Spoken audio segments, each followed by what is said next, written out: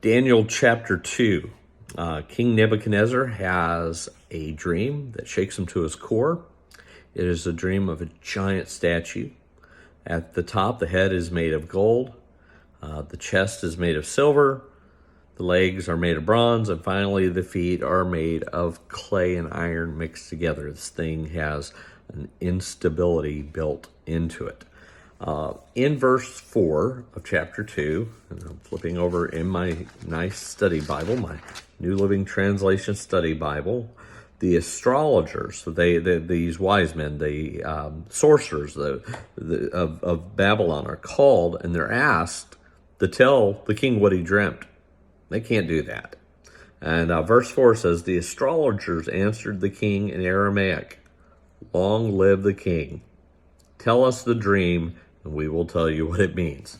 They can't tell him what he dreamt last night. They don't have any way of making that happen. But more important than that is something that happens here. In verse 4, it says that the astrologers answered the king in Aramaic.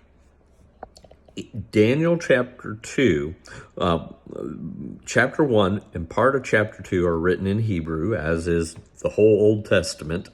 But in chapter 2, verse 4, it changes over to Aramaic and will stay in Aramaic through the end of chapter 6. Why? Well, the reason it does is it reminds us that Daniel and his friends, as well as all the people of God, are living in a very foreign, very pagan culture. They are not in Kansas anymore, and it looks like everything that gives them bearing, gives them meaning, gives them direction has been stripped away from them. In some ways it has, and yet they are going to endure. In chapter 6, it will change back over to Hebrew, reminding not only Daniel and his generation, but reminding all of us when we live in a foreign pagan culture, when we live in settings that are not conducive to our faith, it reminds us to persevere and to endure and to outlive and outlast the cultures in which we live. Okay, so the next thing that happens in this dream is that a rock hewn from a mountain, a giant rock, smashes the feet of the statue and it crumbles to the ground. Now, what this means is it reminds us this is a symbol of the Messiah and his kingdom. And the Messiah will bring all earthly kingdoms to an end.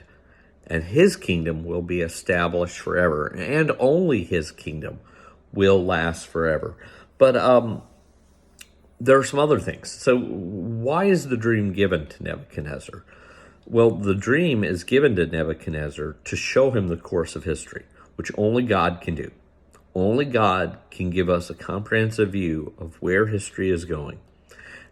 King Nebuchadnezzar can't do that. And truthfully, neither can God's people without the aid of God. So Daniel, when the astrologers cannot answer the king's request for telling him what his dream is, he decides he's going to put them all to death.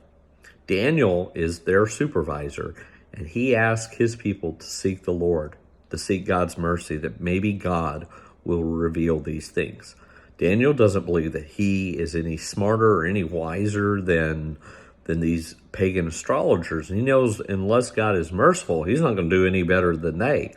But God does reveal it, and Daniel comes and shares the meaning of the dream with King Nebuchadnezzar.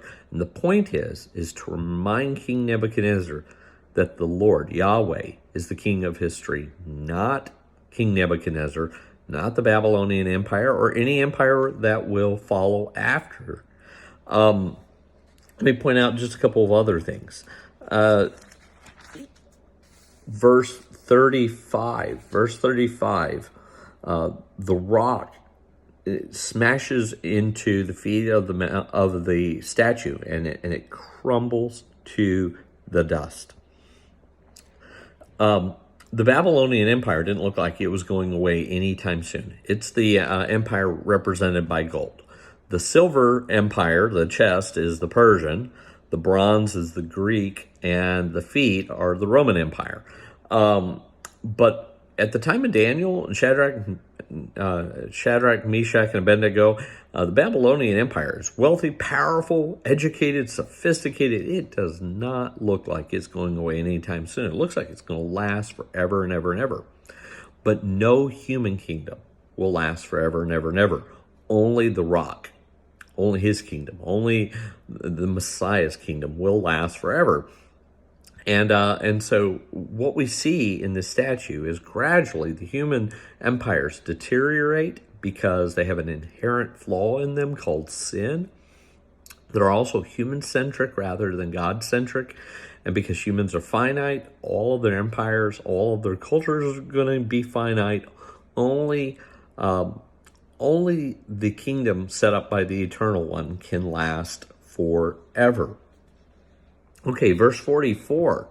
Verse 44 says, during the reigns of those kings, the God of heaven will set up a kingdom that will never be destroyed or conquered.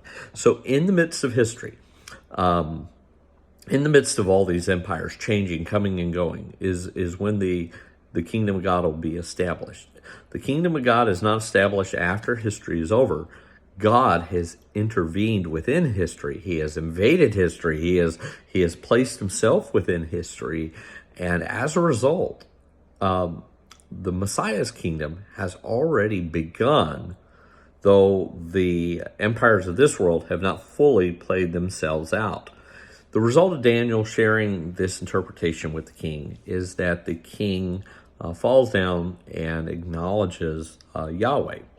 Yeah, I don't think he becomes a full-fledged follower of Yahweh or stops being a polytheist pagan, but he does acknowledge, he humbles himself and acknowledges Yahweh. Now, if you go over to chapter 7, you're going to find in chapter 7 a description of the kingdoms of this world, but they're going to be presented a little bit differently. It's a very similar kind of idea to what we see in Daniel 2. In Daniel 2, the kingdoms of this world are described as a statue. In chapter 7, they are described as a series of beasts that come up out of the chaos, out of the dark waters of the abyss.